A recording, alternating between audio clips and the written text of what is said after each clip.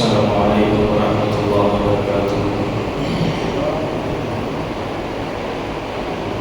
نحمده ونصلي على رسوله الكريم أما بعد.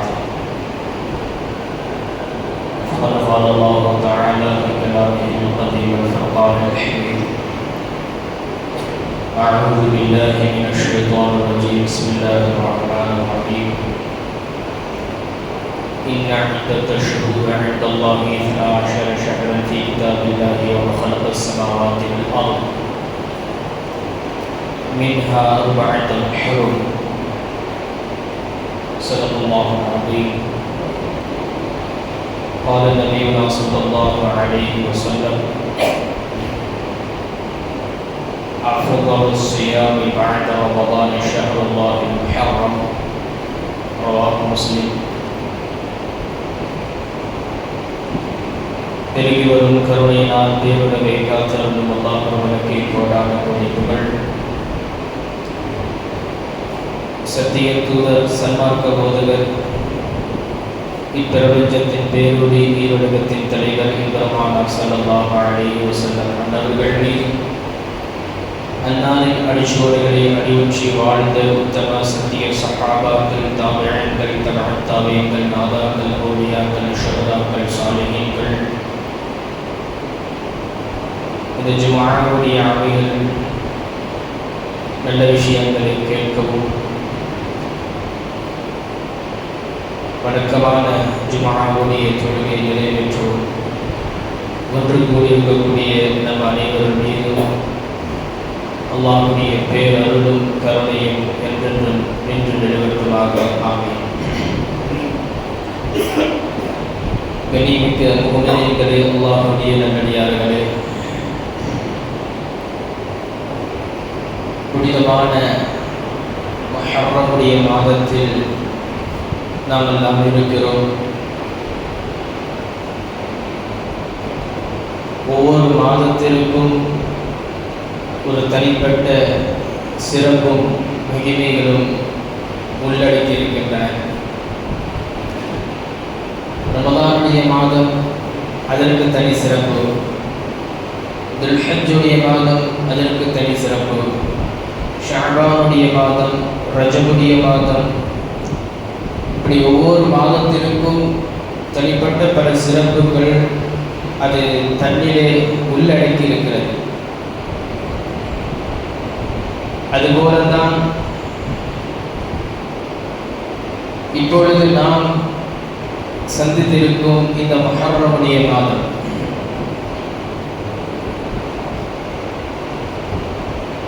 அல்லாஹ் ஜல்ல ஷானஹு தஆலா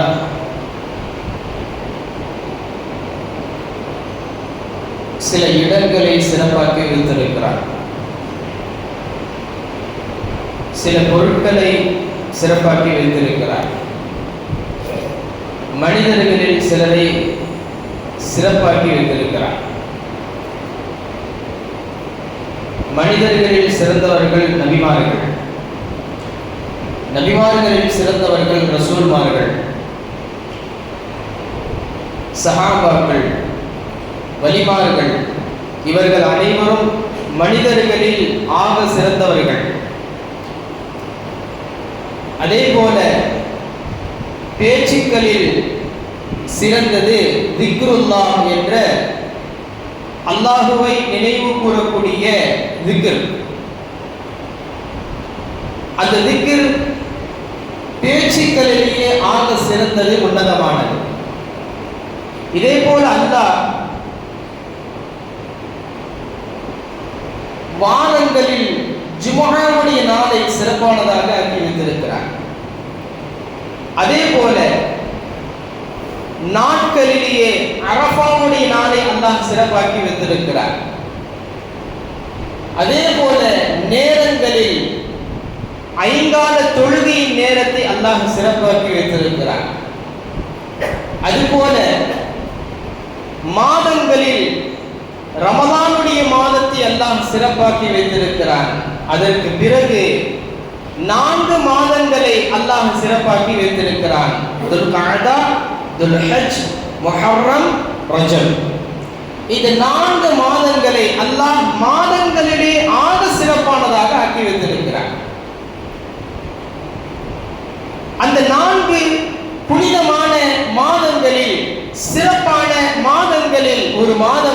முஹர்ரம். இந்த முஹர்ரம் மாதம் மாண்பிற்குரியது. அதற்கு பல கண்ணியமும் சிறப்பும் உள்ளடக்கி இருக்கிறது என்பதை சுட்டிக்காட்டுவதற்கு அல்லாஹ் ஒரு ஆயத்தில் இப்படி சொல்லுவான், இன்ன இத்தத ஷுஹூரி இத்னா அஷர ஷஹரன் ஃபீ கிதாபில்லாஹ் யௌம ஹலக ஸமாவாதி வல் அர்த். வானங்களையும் பூமியையும் அல்லாஹ் எப்பொழுது படைத்தானோ அந்த நாளிலிருந்து அல்லாஹ்விடத்தில் நாட்களின் எண்ணிக்கை, மாதங்களின் எண்ணிக்கை 12. எப்ப அல்லாஹ் வானங்களை படைச்சானோ பூமியை படைச்சானோ அன்றிலிருந்து லவ்ஹுல் மஹ்ஃபூஸ் என்ற பாதுகாக்கப்பட்ட பலகையில் அல்லாஹ்விடத்தில் மாதங்களின் எண்ணிக்கை அப்பவே அல்லாஹ் 12 ஆக்கிட்டான். அல்லாஹ் குர்ஆனிலே இப்படி சொல்ல வருகிற போது சொல்லிட்டு அடுத்து சொல்றான், அல்லாஹ்விடத்தில் மாதங்களின் எண்ணிக்கை 12, மின்ஹா அர்பஅத்துல் ஹுரும். அந்த 12 மாதங்களில் 4 மாதங்கள் இருக்கின்றன. அந்த மாதங்கள் ஆக சிறந்தது, 12 மாதங்களை விடவும் ஆக கண்ணியத்திற்குரியது என்று அல்லாஹ் சொல்கிறார். அந்த 4 மாதங்கள் எவை என்பதை அல்லாஹ் சொல்லல. 4 மாதங்கள் சிறந்தது என்று சொல்லி முடித்து விட்டார். எந்த மாதத்தை அல்லாஹ் தெளிவுபடுத்தல, அதை தெளிவுபடுத்துகிறார்கள் அருமை நாயகம் முஹம்மது ரசூலுல்லாஹி ஸல்லல்லாஹு அலைஹி வஸல்லம். இன்ன ஸமான கதிஸ்ததாரக ஹைஅத்திஹி. காலம் என்பது அது தன்னுடைய இயக்கத்தில் சுற்றி கொண்டிருக்கிறது. காலத்தை யாரும் தள்ளிட்டு போகல. அது தன்னுடைய இயக்கத்தில் அல்லாஹ்வுடைய அனுமதியை கொண்டு அது சுற்றி கொண்டிருக்கிறது. போன வருஷம் முஹர்ரம் வந்துச்சு, இந்த வருஷம் முஹர்ரம் வந்திருக்கு, இனி அடுத்த வருடம் முஹர்ரம் வரும். இப்படி சுற்றி கொண்டே இருக்கும். பெருமானார் சொல்கிறார்கள், காலம் தன்னுடைய இயக்கத்தில் சுற்றி கொண்டிருக்கிறது என்று சொன்ன அருமை நாயகம் ஸல்லல்லாஹு அலைஹி வஸல்லம் அவர்கள் இப்படி சொன்னார்கள், அஸ்ஸனத்து இத்னா அஷர ஷஹரன். வருடம் என்பது 12 மாதங்கள் கொண்டது. அந்த 12 மாதங்களில் மின்ஹா அர்பஅத்துல் ஹுரும், 4 கண்ணியமான மாதங்கள் இருக்கின்றன என்று சொன்ன பெருமானார் அதோடு நிறுத்தாமல் அடுத்து தொடர்ந்தார்கள். அந்த 4 சிறப்பான மாதம் எது தெரியுமா? சலாசுன் முத்தவாலியாத்துன், தொடர்ந்து வரக்கூடிய 3 மாதம், தொடர்ந்து வரக்கூடிய 3 மாதம் என்று சொன்ன பெருமானார் அது என்ன மாதம் என்று சொன்னார்கள்? துல்காதா, துல்ஹிஜ்ஜா வல் முஹர்ரம். இந்த 3 மாதமும் தொடர்படியாக வரக்கூடியவை சொன்ன பெருமானார் அடுத்து 4வது மாதம் ஜமாஅத்துல் ஆஹிருக்கும் ஷஅபானுக்கும் இடையே வரக்கூடிய ரஜபுடைய மாதம் என்று சொன்னார்கள். அப்படியானால் அல்லாஹ்விடத்தில் 4 மாதங்கள் 12 மாதங்களில் ஆக உன்னதமானது. அதில் ஒன்றுதான் முஹர்ரமுடைய மாதம். அல்லாஹ்வும் அதை புகழ்ந்து சொல்லியிருக்கிறான். அருமை நாயகம் ஸல்லல்லாஹு அலைஹி வஸல்லம் அவர்களும் அதை புகழ்ந்து சொல்லியிருக்கிறார்கள். அப்படியானால் அல்லாஹ்விடத்தில் இந்த முஹர்ரமுடைய மாதம் ஆக சிறந்தது, கண்ணியத்திற்குரிய. இந்த மாதத்தை குறிப்பிடுகிற போது இந்த மாதத்தை நபிகள் நாயகம் ஸல்லல்லாஹு அலைஹி வஸல்லம் அவர்கள் பேர் சொல்கிற போது இதை அல்லாஹ்வுடைய வார்த்தையோடு இணைப்பார்கள். முஹர்ரம் என்று சொல்ல மாட்டார்கள், ஷஹ்ருல்லாஹில் முஹர்ரம் என்று சொல்வார்கள். அப்படின்னா என்ன அர்த்தம்?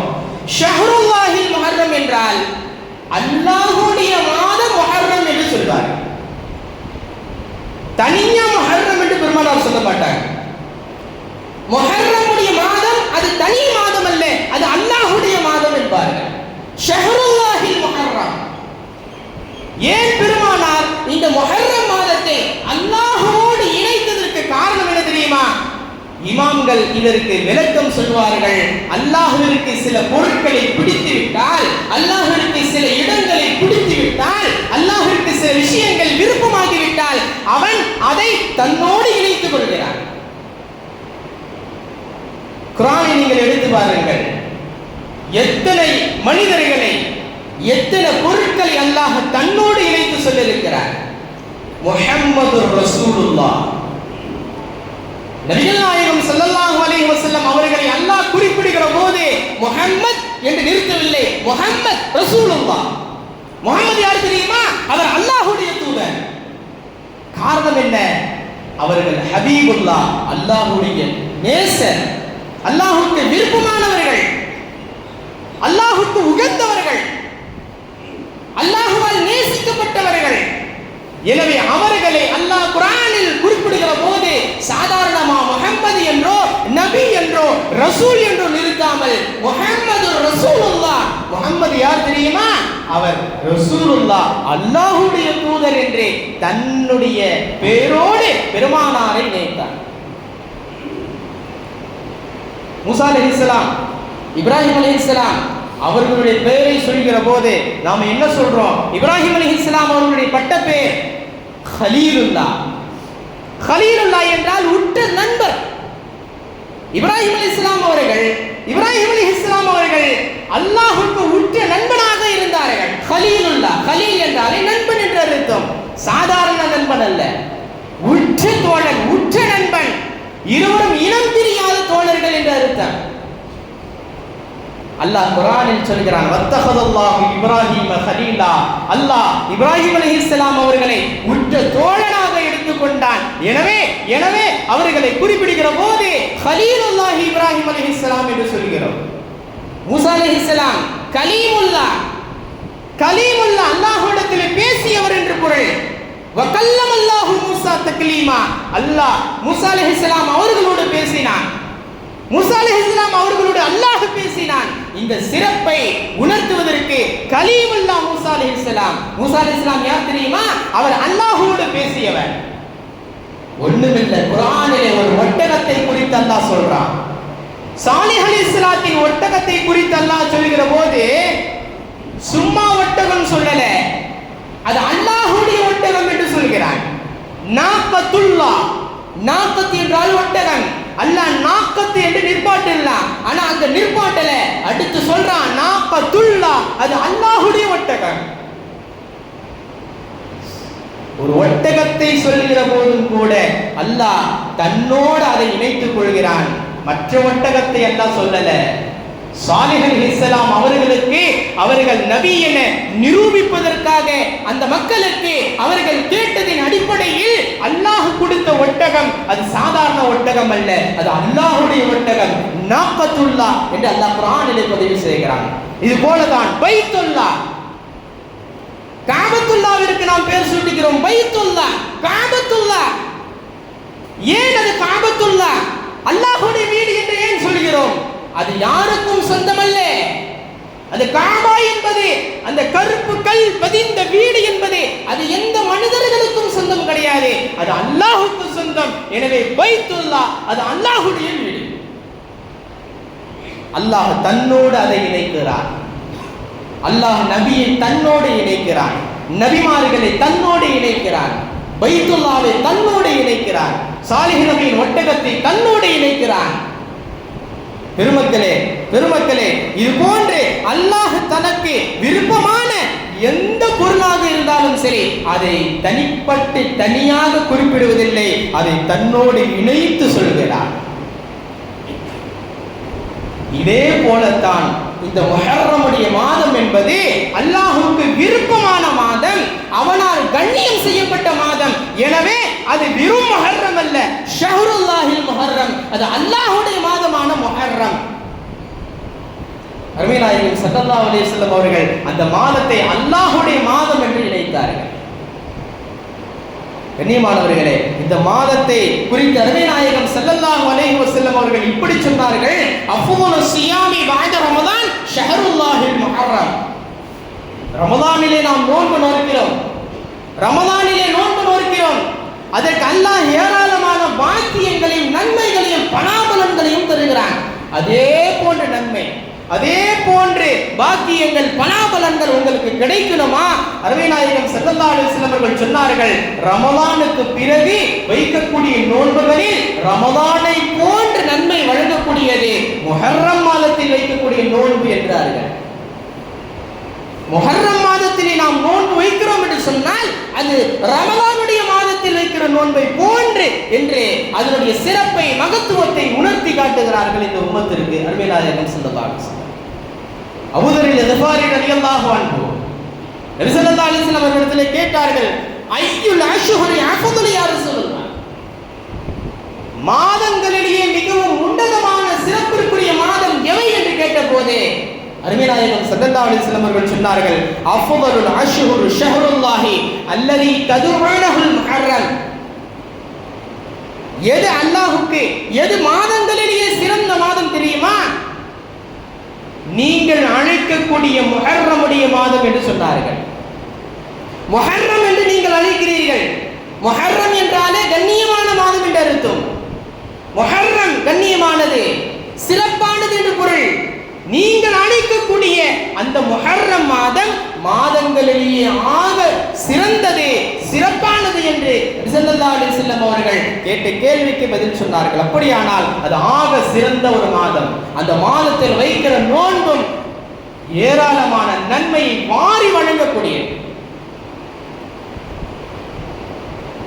ஸல்லல்லாஹு அலைஹி வஸல்லம் அவர்களுடைய வாழ்க்கை நீங்கள் எடுத்து பார்த்தால் ரமலானுடைய மாதம், அதற்கு அடுத்து ஆஷுரா என்று சொல்லக்கூடிய முஹர்ரம் 10 வைக்கக்கூடிய நோன்பு, அந்த 2 நோன்பை தவிர வேறு எந்த நோன்பையும் காலங்களில் அந்த நாட்களை தேர்ந்தெடுத்து நோன்பு வைத்ததாக நாங்கள் பார்த்ததில்லை என்று சஹாபாக்கள் சொல்றாங்க. வருஷம் ரமலானுடைய மாசம் வந்துடும். நபி ஸல்லல்லாஹு அலைஹி வஸல்லம் அந்த மாதம் முழுக்க நோன்பு வைப்பார்கள், இபாதத்திலே தொழுகையிலே ஈடுபடுவார்கள். ரமலானுக்கு அடுத்து நாட்களை தேர்ந்தெடுத்து பொறுக்கி எடுத்து நோன்பு வைப்பதாக இருந்தால், அதனுடைய மாண்பை உணர்த்துவதாக இருந்தால், சஹாபாக்களுக்கு ஆர்வம் ஊட்டுவதாக இருந்தால், முஹர்ரமுடைய 10வது நாள் ஆஷுராவுடைய தினத்தில் அவர்கள் அந்த நாளை பாக்கியமாக கருதி அவர்கள் நோன்பு நோற்றிருக்கிறார்கள். சஹாபாக்களை நோன்பு சொன்னார்கள். அப்படியானால் நபி ஸல்லல்லாஹு அலைஹி வஸல்லம் அவர்கள் விரும்பி வைத்த நோன்பு ஆஷுராவுடைய நோன்பு. சரி, இந்த நோன்பு வைப்பதனால் நமக்கு என்ன பலன் கிடைக்கிறது? நபி ஸல்லல்லாஹு அலைஹி வஸல்லம் அவர்கள் சொன்னார்கள், வஸியாமு யௌம ஆஷுரா, ஆஷுரா தினத்தில் நோன்பு நோற்பது என்பது, ஆஷுரா தினத்தில் முஹர்ரம் 10 அன்று நோன்பு நோற்பது என்பது, அஹ்தஸிபு நான் எண்ணுகிறேன், அஹ்தஸிபு அலல்லாஹி அல்லாஹ்வின் மீது நான் எண்ணுகிறேன். எப்படி என்ன என்று தெரியுமா? ஐயுகஃபிரு ஸனத்தல்லதி கப்லஹு, யார் ஆஷுரா அன்று நோன்பு நோக்கிறாரோ அல்லாஹ் அவருடைய முந்திய பாவங்கள் அனைத்தையும் மன்னித்து விடுகிறார். ஆஷுரால நோன்பு வச்சா அந்த நோன்பின் பொருட்டால் அவருடைய முந்திய பாவங்கள் அனைத்தும் மன்னிக்கப்பட்டு விடுகிறது. இங்க ஒரு விஷயத்தை நாம கவனிக்கணும். முந்திய பாவங்கள் மன்னிக்கப்படும் என்றால் என்ன அர்த்தம்? முஹத்திஸீன் விளக்கம் சொல்வார்கள், முந்திய பாவம் என்றால் சிறிய பாவங்கள் மன்னிக்கப்பட்டுவிடும். ஒரு மனிதனிடத்திலே அவன் அறிந்தோ அறியாமலோ சிறிய பாவங்களும் செய்வான், அல்லது அவனிடத்தில் பெரிய பாவங்களும் நிகழலாம். பெரிய பாவங்கள் நிகழலாம் அல்லது சிறிய பாவங்களும் ஏற்படலாம். அப்படி பெரிய பாவங்கள் ஏற்படுகிற போது இது போன்ற அமல்களின் மூலமாக மன்னிக்கப்படாது. அந்த பாவத்தை அவன் வருந்தி தௌபா செய்து அல்லாஹ்விடத்தில் பாவ மன்னிப்பு கேட்டால்தான் பெரிய பாவங்கள் மன்னிக்கப்படும். சிறிய பாவங்களாக இருந்தால் இது போன்ற அமல்களின் மூலமாக, நோன்பு நோற்பதின் மூலமாக அவருடைய சிறிய பாவங்கள் அனைத்தும் மன்னிக்கப்பட்டு விடுகிறது. நபி ஸல்லல்லாஹு அலைஹி வஸல்லம் அவர்கள் இந்த ஹதீஸிலே நீங்கள் ஆஷுரா நாளில் நோன்பு நோற்றால் அவர் செய்த முந்திய பாவங்கள் அனைத்தும் மன்னிக்கப்படும் என்றால், அவருடைய வாழ்க்கையில என்னென்ன சிறிய பாவங்கள் தவறுகள் செய்திருப்பாரோ, நாவினாலோ அல்லது கரங்களினாலோ அல்லது உள்ளத்தினாலோ, உள்ளத்தால் ஒருவரை தவறாக எண்ணிருக்கலாம், நாவால் ஒருவரை வசைபாடு இருக்கலாம், திட்டி இருக்கலாம், கைகளால் ஒருவரை அடித்து இருக்கலாம். இது போன்ற பாவங்கள் இந்த நோன்பின் மூலமாக அவர் மன்னிக்கப்பட்டு விடுகிறார். ஆனால் பெரிய பாவங்களாக இருந்தால் அவர் தௌபா செய்தால்தான் அது மன்னிக்கப்படும். அப்படியானால் நம்முடைய வாழ்க்கையிலே எவ்வளவு பாவங்கள் நிகழும் நம்முடைய நாவின் மூலமாக. மனிதனுடைய இயல்பு அது. என்னதான் தொழுதானோ, நோன்பு வச்சானோ, குர்ஆன் ஓதுனானோ, என்ன உழுந்து சஜ்தா செஞ்சானோ, அல்லாஹ்ட்ட துஆ கேட்டானோ, இஸ்லாமிய முறைப்படி வாழ்ந்தாலும் மனிதனுடைய இயல்பு ஏதோ ஒரு விதத்தில் அவனுடைய நாவு சும்மா இருக்காது, அவனுடைய கையும் சும்மா இருக்காது, அவனுடைய உள்ளம் சும்மா இருக்காது.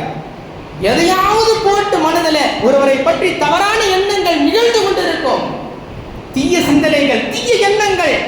ஏன்னா நம்ம கூட ஷைத்தான் இருக்கிறான். ஷைத்தான் இருக்கிற வரைக்கும், அவருடைய வாடை நம்மோடு ஒட்டி இருக்கிற வரைக்கும் தீய எண்ணங்கள் நம்மை விட்டு அகலாது, தீய செயல்பாடுகள் நம்மை விட்டு அகலாது.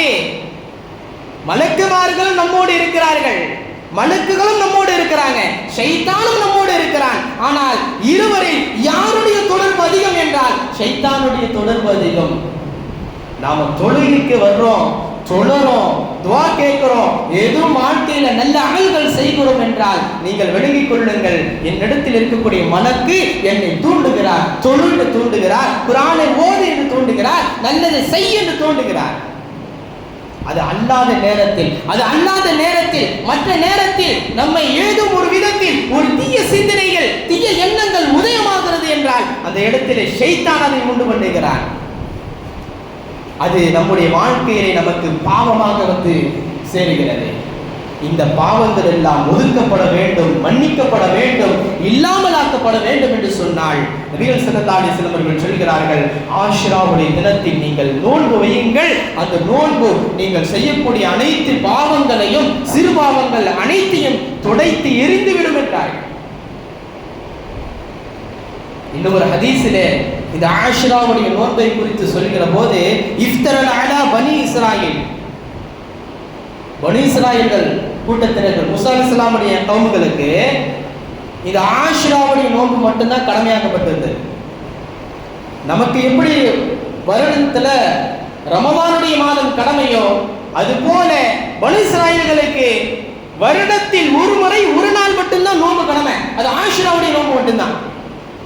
ரசூலுல்லாஹி ஸல்லல்லாஹு அலைஹி வஸல்லம் சொல்றாங்க சஹாபாக்களுக்கு, அந்த பனி இஸ்ரவேலர்களுக்கு வருடத்தில் ஒரு முறை ஒரு நாள் அவர்களுக்கு நோன்பு கடமையாக்கப்பட்டிருந்தது. அது என்ன? முஹர்ரமுடைய மாதத்தில் 10வது நாள், 10வது நாள் அவர்களுக்கு நோன்பு வைப்பது கடமையாக்கப்பட்டிருந்தது. எனவே அதன் அடிப்படையில் ஃபஸூமுஹு, நீங்களும் நோன்பு நோருங்கள் என்றார்கள். அந்த 10வது நாள் நீங்கள் நோன்பு நோருங்கள், அது சிறப்பானது என்று சொல்ல பெருமானார் அந்த ஹதீஸை தொடர்கிறார்கள். அன்றைய நாளில் நீங்கள் முக்கியமான ஒரு வேலை செய்ய வேண்டியது இருக்கிறது.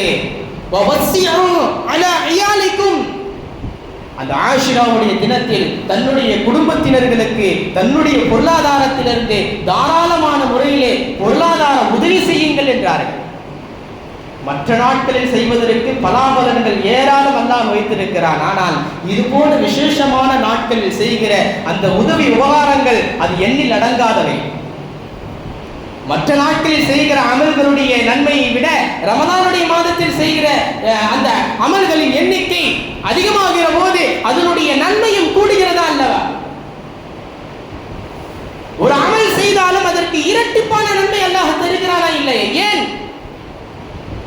மற்ற நாட்கள் சாதாரணமான நாட்கள், ஆனால் அந்த நாட்கள் விசேஷமான நாட்கள், அது அல்லாஹ்வால் ஏற்றுக்கொள்ளப்பட்ட, அல்லாஹ்விடத்தில் சிறப்பான நாட்கள்.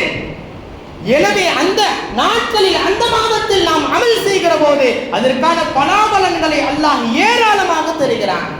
எனவே தான் பெருமானார் ஸல்லல்லாஹு அலைஹி வஸல்லம் சொன்னார்கள், அன்றைய நாளில் தன்னுடைய பொருளாதாரத்திலிருந்து தன்னுடைய குடும்பத்தினர்களுக்கு நீங்கள் வாரி வழங்குங்கள்.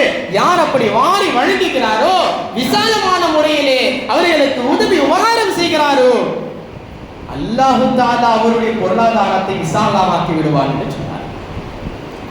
நாம ஃபர்ஸ்ட் கொடுக்கணும். நாம கொடுக்க முன் வந்தாதான் அல்லாஹ் நமக்கு கொடுப்பதற்கு முன் வருவான். நாம கொடுக்காம கஞ்சதனப்பட்டோம்னா அல்லாஹும் கொடுக்காம நிறுத்திக் கொள்வான். இதுதான் அல்லாஹுடைய இயல்பு. நீ குடு என்று சொல்றான். இறைக்கிற கிணறு தான் சுரக்கும் என்று சொல்வார்களே, தண்ணி எடுக்க எடுக்க தான் தண்ணி வரும், நீங்க அப்படி விட்டீங்கன்னா அப்படியே போயிடும். அது போலதான் நாம் நம்முடைய குடும்பத்தினர்களுக்கு யார் யாரெல்லாம் நோன்பு வைக்கிறாங்களோ அவர்களுக்கு இஃப்தாருடைய நிகழ்ச்சி வைக்கலாம். நம்முடைய வீட்டிலே உறவினர்களை அழைத்து, என்னுடைய வீட்டில் இன்னைக்கு இஃப்தார் நிகழ்ச்சி, வாங்க இஃப்தார் செய்யுங்க. அல்லது யார் நோன்பு நோக்கிறார்களோ அவர்களுக்கு சஹர் ஏற்பாடு செய்யலாம். நோன்பாளிகளுக்கு நாம் இது போன்ற உணவை ஏற்பாடு செய்து கொடுப்பது என்பது அதற்கான பலாபலன்கள் ஏராளம் உண்டு. அது போன்று இஃப்தாருடைய ஏற்பாடை செய்து கொடுப்பவர்களுக்கும் நோன்பு திறப்பவர்களுக்கு நோன்பு திறப்பதற்கான ஏற்பாட்டையோ அல்லது நோன்பு வைப்பவர்களுக்கு சஹர் ஏற்பாட்டையோ செய்பவர்களுக்கு தன்னுடைய குடும்பத்தினருக்கு இந்த பொருளாதாரத்திலிருந்து கொடுக்கலாம், பொருளாக கொடுக்கலாம் அல்லது பணமாக கொடுக்கலாம். இன்னைக்கு 1000 ரூபாய் வச்சீங்க, இது மூலமா நீங்க என்ன செய்யுங்க, ஏதாவது உணவு வாங்கி நீங்க இஃப்தார் செய்யுங்க அல்லது வீட்டில் செஞ்சு இஃப்தார் செய்யுங்க அல்லது சஹர் உணவு ஏற்பாடு செய்து கொள்ளுங்கள் என்று சொல்லலாம். இப்படி நாம் நோன்பாளிகளுக்கு தன்னுடைய பொருளாதாரத்திலிருந்து தாராளமாக உதவி செய்கிற போது அல்லாஹ் உங்களுடைய பொருளாதாரத்தில் பரக்கத் செய்வான் என்றார்கள் அருமை நாயகம் ஸல்லல்லாஹு அலைஹி வஸல்லம் அவர்கள். அதுபோன்று ஆஷிராவுடைய நோன்பை யார் நோக்கிறாரோ, முந்தைய ஹதீஸில் பெருமானார் சொன்னார்கள், ஆஷிராவுடைய தினத்தில் நோன்பு நோற்றால் அவருடைய முந்திய பாவங்கள் அனைத்தும் மன்னிக்கப்படுகிறது. வேறொரு ஹதீஸில் பெருமானார் சொன்னார்கள், ஆஷிராவுடைய தினத்தில் நோன்பு நோற்றால் 40 ஆண்டு கால பாவத்திற்கு அது பரிகாரமாக அமையும் என்றார்கள். 40 ஆண்டு காலமாக ஒருவர் பாவம் செய்திருக்கிறார் என்றால் அந்த பாவங்களுக்கும் அது பரிகாரமாக அமையும் என்றார்கள். சரி, பிறகு வரக்கூடிய 40 ஆண்டு கால பாவத்திற்கு என்ன? அவர் பாவம் செய்யாமல் அந்த நோன்பு தடுக்கும் என்றார்கள். பிந்திய பாவங்களும் மன்னிக்கப்படும் என்று சொன்னால் இதுக்கு பிறகு ஒரு பாவம் செய்வாரே, அப்படி பாவம் செய்தால் அந்த பாவங்கள் அவருக்கு மன்னிக்கப்படும் என்று அர்த்தம் அல்ல. அந்த பாவம் செய்வதற்கான சூழல் வருகிற போது அந்த பாவம் செய்யாமல் நாம் செய்கிற அந்த அமல் தடுக்கும் என்று முஃபஸ்ஸிரீன்கள் முஹத்திஸீன்கள் விளக்கம் சொல்வார்கள். அப்படியானால் ஆஷிராவுடைய நோன்பு என்பது நம்முடைய பாவங்கள் அனைத்திற்கும் பரிகாரமாக அமைகிறது. கண்ணியமிக்க முஃமினீன்களே, அல்லாஹ்வுடைய நல்லடியார்களே, ஆஷிராவுடைய நோன்பு நபி ஸல்லல்லாஹு அலைஹி வஸல்லம் அவர்கள் மதீனாவுக்கு வருவதற்கு முன்பாகவே குறைஷியர்கள் இந்த நோன்பை வைத்திருந்தார்கள். நபி ஸல்லல்லாஹு அலைஹி வஸல்லம் அவர்கள் மக்காவை விட்டு ஹிஜ்ரத் செய்து மதீனாவிற்கு வந்த சமயத்திலே அந்த மக்கத்து குஃபார்கள் அனைவரும் நோன்பு நோற்றிருந்தார்கள். நபி ஸல்லல்லாஹு அலைஹி வஸல்லம் கேட்டாங்க, மாஹாதா, இது என்ன, நீங்க நோன்பு வைத்திருக்கிறீர்களே என்ன என்று சொன்னபோது அந்த குறைஷியர்கள் அந்த மக்கத்து குஃபார்கள் சொன்னார்கள், இந்த நாள் நல்ல நாள், இது ஒரு நல்ல நாள். ஏன் இந்த நாளில் நாங்கள் நோன்பு நோற்றிருக்கிறோம் தெரியுமா? இந்த நாளில் தான், இந்த ஆஷிராவுடைய 10 தான் மூசா அலைஹிஸ்ஸலாம் அவர்களும் அவர்களுடைய கூட்டத்தினர்களான பனி இஸ்ரவேலர்களும் அவர்களுடைய எதிரிகளை விட்டும் பாதுகாக்கப்பட்டார்கள். அல்லாஹ்வால் அவர்கள் ஈடேற்றம் தரப்பட்டார்கள். எனவே இதை கருத்தில் வைத்து மூசா அலைஹிஸ்ஸலாம் அவர்கள் நன்றி கடனாக நோன்பு நோற்றார்கள். எனவே நாங்கள் நோன்பு நோக்கிறோம் என்றார்கள். அந்த நேரத்தில் நபி ஸல்லல்லாஹு அலைஹி வஸல்லம் அவர்கள் சொன்னார்கள், உங்களை விட மூசாவுக்கு நான் ஏற்றமானவன், நான் உரிமை உள்ளவன், எனவே நான் நோன்பு நோற்பேன் என்று நபி ஸல்லல்லாஹு அலைஹி வஸல்லம் அவர்கள் அந்த வருடம் நோன்பு நோற்றார்கள். சஹாபாக்களும் ஏவினார்கள். மறு வருடம் நோன்பு நோற்றார்கள் பெருமானார். சஹாபாக்கள் கவனித்தார்கள். கவனித்து சொன்னார்கள், எப்போதுமே நபி ஸல்லல்லாஹு அலைஹி வஸல்லம் அவங்க எந்த ஒரு செயலிலும் யூதர்களுக்கு நசாராக்களுக்கு ஒப்பாகி விடாதீர்கள் என்று சொல்வார்களே, ஆனால் இந்த யூதர்கள் அன்றைய நாள்ல மட்டும் நோன்பு வைக்கிறாங்களே, சரி இது என்னன்னு நபி ஸல்லல்லாஹு அலைஹி வஸல்லம் கேட்போம் என்று நினைத்து அந்த மக்கள் சஹாபாக்கள் நபி ஸல்லல்லாஹு அலைஹி வஸல்லம் கேட்டாங்க. இந்த நாளை மட்டும் யூதர்கள் கண்ணியப்படுத்துகிறார்கள் என்ற பொழுது நபி ஸல்லல்லாஹு அலைஹி வஸல்லம் அவர்கள் கடைசியாக சொன்னார்கள், அடுத்த வருடம் நான் ஹயாத்தோடு இருந்தால் 9ஐயும் சேர்த்து வைப்பேன் என்று சொன்ன பெருமானார் இந்த ஹதீஸையும் சேர்த்து சொன்னார்கள், நீங்கள் நோன்பு வைத்தால் நோன்பு வைக்கிற விஷயத்தில் யூத நசாராக்களுக்கு மாறு செய்யுங்கள். 1 9 10 வையுங்கள் அல்லது 10 11ஆக வையுங்கள்.